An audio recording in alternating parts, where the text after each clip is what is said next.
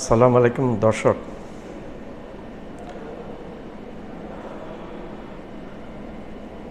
বঙ্গবন্ধু শেখ মুজিবুর রহমান ওনার দুই সন্তান, কন্যা সন্তান দুইটি।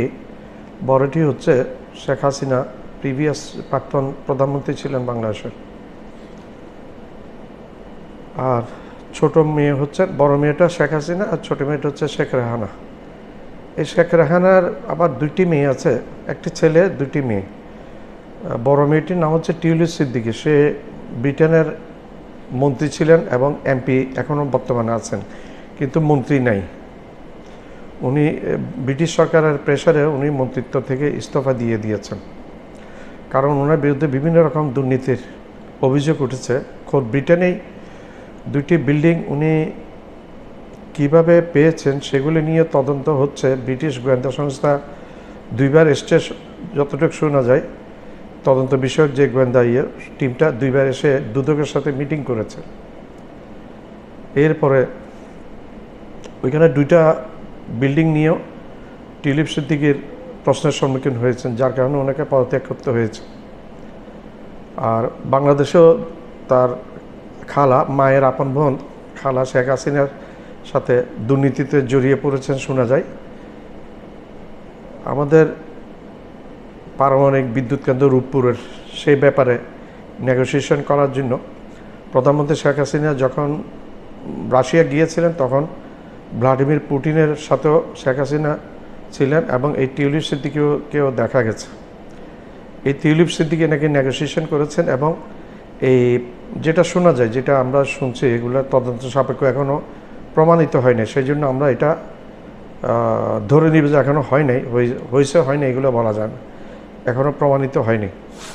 তো তদন্ত চলছে, যার পরিপ্রেক্ষিতে ওইখান থেকে অনেক টাকা নাকি টিউলিপ সিদ্দিকী ঘুষ হিসেবে নিয়েছেন, প্রচুর বিলিয়ন ডলার, বিলিয়ন ডলারের কয় বিলিয়ন ডলার জানি। তো আমি একটা কথা বলি, শেখ মুজিবুর রহমানের দুইটা ছেলে দুইটা মেয়ে। বড় ছেলে শেখ কামাল, সে এবং ছোট ছেলে শেখ জামাল, তিনটা ছেলে। ছোট ছেলে, একদম ছোট ছেলে শেখ রাসেল। তিনটা ছেলে শেখ মুজিবুর রহমানের সাথে 15ই আগস্ট সেনা বিদ্রোহতে শেখ মুজিবের ওয়াইফ সহ ফজিলতুন্নেসা মুজিব, শেখ মুজিবের ভাই শেখ নাসের এবং শেখ মনির, এরা সবাই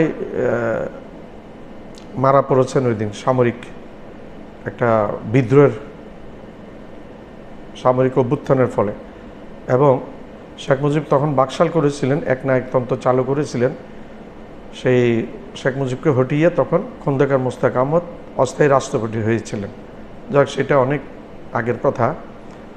এখন শেখ কামালের রেকর্ডও নাকি ভালো না, সেটাও শোনা যায়। আর শেখ জামালেরটা আমি বলতে পারছি না। তবে শেখ হাসিনার তো এই দেশ থেকে অনেক মানুষ হত্যাকাণ্ডের ফলে এই দেশ থেকে এক প্রকার যান বাঁচিয়ে পালিয়ে যেতে বাধ্য হয়েছেন শেখ হাসিনা। শেখ হাসিনা চলে গেছেন, ভারতে গিয়ে আশ্রয় নিয়েছেন। তারপর শেখ রেহানার কথায় আসে। শেখ রেহানা নামে যথেষ্ট দুর্নীতির অভিযোগ আছে। শেখ রেহানাও পালিয়ে গেছেন শেখ হাসিনার সাথে। শেখ রেহানা কিন্তু ব্রিটিশ পাসপোর্টধারী। আর শেখ হাসিনা এখান থেকে ভারতে পালিয়ে যাওয়ার পরে ভারত অনেক চেষ্টা করেছে, বিশ্বের কোনো একটা দেশ গ্রহণ করে না শেখ হাসিনাকে। বিশ্বের কোনো একটা দেশ গ্রহণ করে, একমাত্র ভারত ছাড়া। তো আমি সেই প্রসঙ্গে যাচ্ছি না, টিউলিপ সিদ্দিকী প্রসঙ্গে আসছি। ডক্টর ইউনূসের প্রধান উপদেষ্টা, উনি লন্ডন সফরে গেছেন এবং এর আগের থেকে টিউলিপ সিদ্দিকী জান দিয়ে ফেলছেন যে ডক্টর ইউনূস সাহেবের সাথে একটা বৈঠক করার জন্য।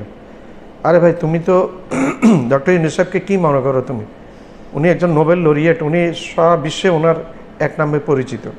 উনি এইখানে গিয়ে রাজা প্রিন্স চার্লসের সাথে বৈঠক করবেন, প্রধানমন্ত্রী স্টারমার্কের সাথে বৈঠক করবেন, তারপর স্বরাষ্ট্রমন্ত্রী ওনাদের সাথে, পররাষ্ট্রমন্ত্রীর সাথে বৈঠক করবেন। তুমি তো এখন দুর্নীতির কারণে, দুর্নীতির দায় মাথায় নিয়ে তুমি যে কোনোভাবে হোক তোমাকে পদত্যাগ করতে হয়েছে, মন্ত্রিত্ব তোমার চলে গেছে, তোমার এমপিগিরি এখনও আছে জানি না সেটা কীভাবে থাকছে, এবং যেহেতু এখনও প্রমাণিত হয়নি সেই জন্য এখন তোমার এমপিগিরি রয়ে গেছে এখন। তো ব্রিটিশ আইন, আমেরিকার আইন এগুলি খুব কড়াকড়ি, এগুলো তারা আইনের ঊর্ধ্বে নয় কোনো মানুষ।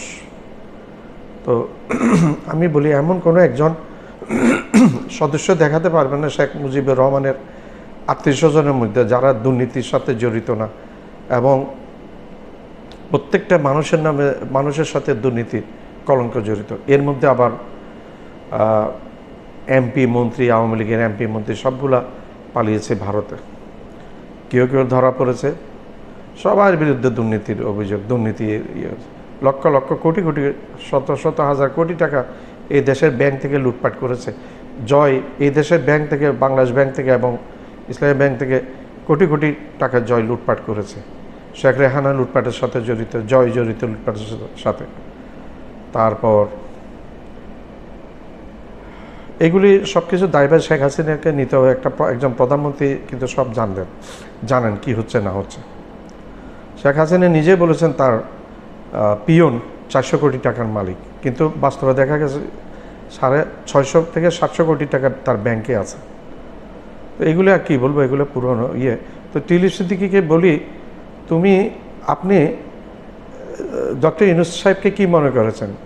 আপনি ওনার সাথে মিটিং করতে চাচ্ছেন কেন? আপনি কিসে আছেন? আপনি একজন এমপি হলে আপনি মন্ত্রী থেকে পদত্যাগ কেন করলেন সেটা আগে ক্লিয়ার করেন।